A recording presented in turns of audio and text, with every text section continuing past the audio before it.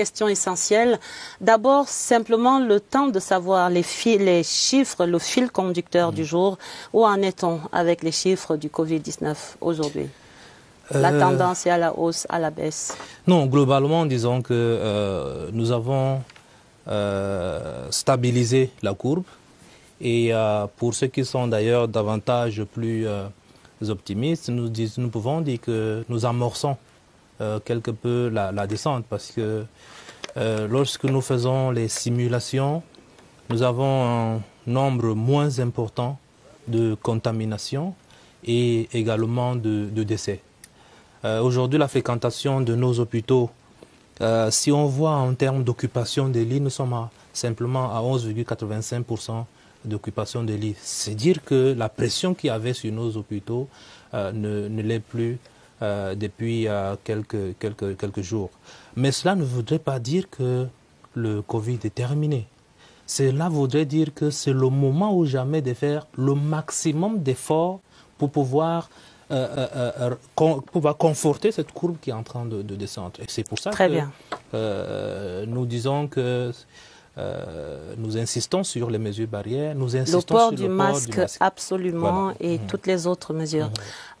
D'abord, Monsieur le ministre de la Santé publique, après ce premier point, le nerf de la guerre semble faire débat. Pourquoi y a-t-il autant d'expressions sur les fonds dédiés à cette lutte que vous menez, que mène le gouvernement contre le Covid-19? Je dois avouer que moi-même je suis surpris quelque peu pour l'intérêt, mais je pense aussi que c'est ça l'état de droit, c'est ça la transparence que le président de la République a exigé dès le départ de cette pandémie. Et donc nous avons poursuivi avec cette transparence. Nous avons, toutes les fois que nous avons reçu des dons, nous les publions, nous essayons d'organiser des cérémonies pour que les Camerounais suivent en fait les traces.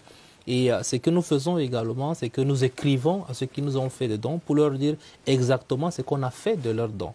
Donc ça, c'est traçable.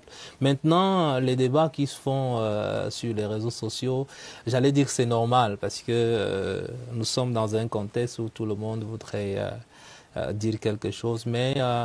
contexte très nocif, il faut quand même le regretter. Voilà.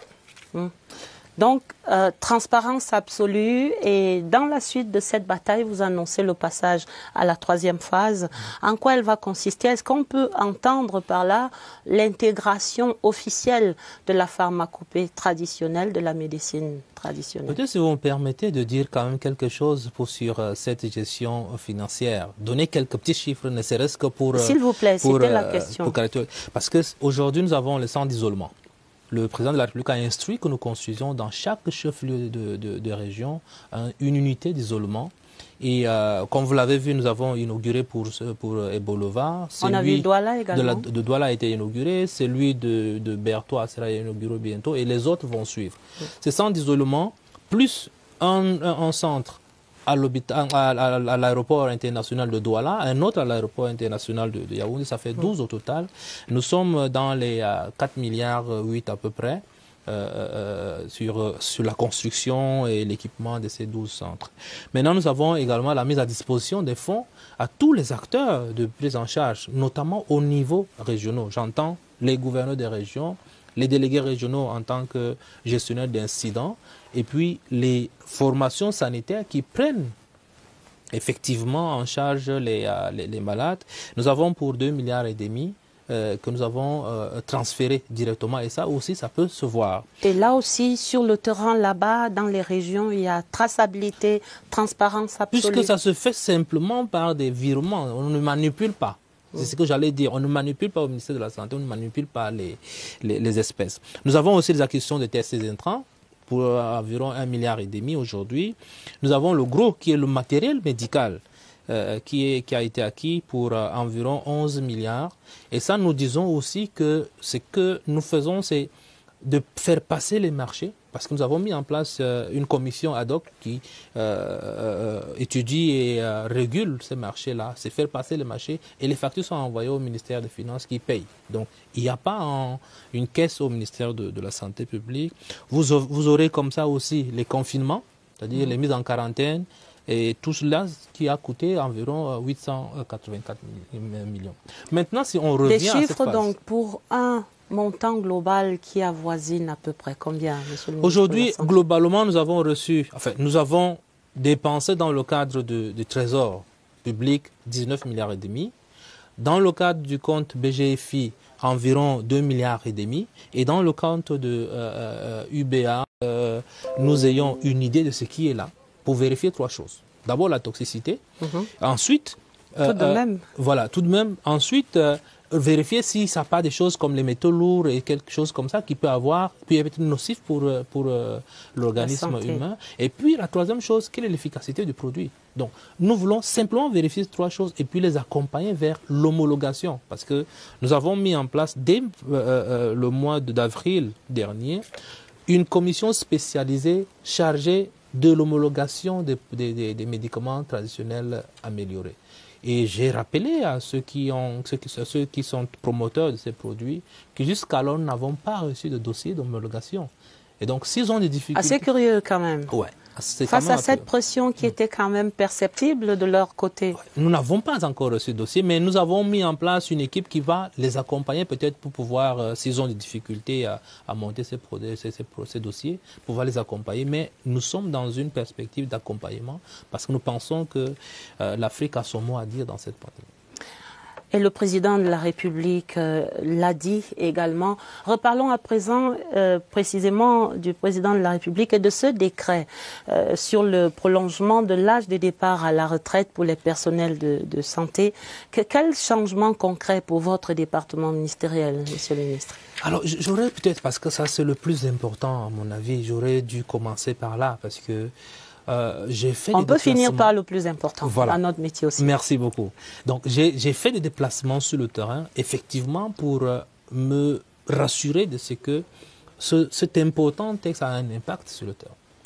Et tout ce que j'ai rencontré en termes de personnel du corps de la santé m'ont donné le sentiment qu'ils ont reçu un supplément d'énergie et de motivation. Ils m'ont d'ailleurs donné une lourde mission, celle de transmettre au président de la République, son Excellence Paul Biya. Ils m'ont demandé d'ailleurs de trouver des mots justes et suffisamment chargés d'émotions, chargés de gratitude pour pouvoir lui dire qu'ils sont conscients de l'effort qui a été fait et ils vont être davantage plus, j'allais dire, davantage plus commis à la tâche. Et c'est ce qui se fait d'ailleurs, parce que aujourd'hui, nous avons vu un regain, n'est-ce pas, d'abnégation sur le terrain. Et je crois que cet acte a marqué les esprits au niveau du ministère de la Santé.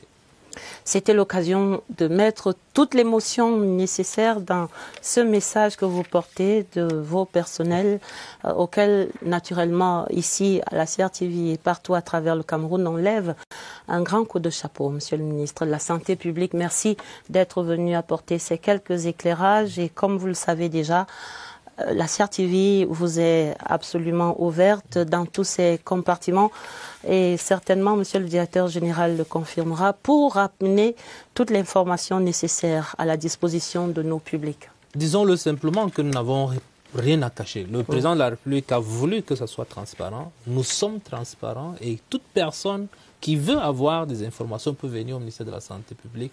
On va lui donner. Nous n'avons rien à cacher. On aurait voulu parler un peu de ce don que vous receviez déjà aujourd'hui et un autre encore de cette compagnie française de transport maritime, de l'agence coréenne de coopération internationale, la COICA, et d'un laboratoire pharmaceutique également. D'importants dons appréciés et appréciables. Oui, effectivement, nous en avions besoin parce qu'il y avait beaucoup de choses qui commençaient déjà à nous manquer sur le terrain. Nous avons d'ailleurs passé des commandes, mais nous attendons. Et ça, ces dons qui sont arrivés sont plus directement redirigés vers le terrain. Un peu comme nous avons redirigé aussi ce qui a fait des grabuges dans les réseaux sociaux, les 4000 sacs de riz de Dorka. Donc, je voudrais simplement dire que depuis le 29 avril, on n'est plus en possession du riz d'Orca. Nous les avons redirigés vers les régions Ce n'est pas la nature du ministère de la Santé publique de gérer du riz de toute façon. Merci encore, Monsieur le ministre de la Santé publique, et bon vent dans cette guerre à tout le gouvernement. La fin du 20h30, vous mettez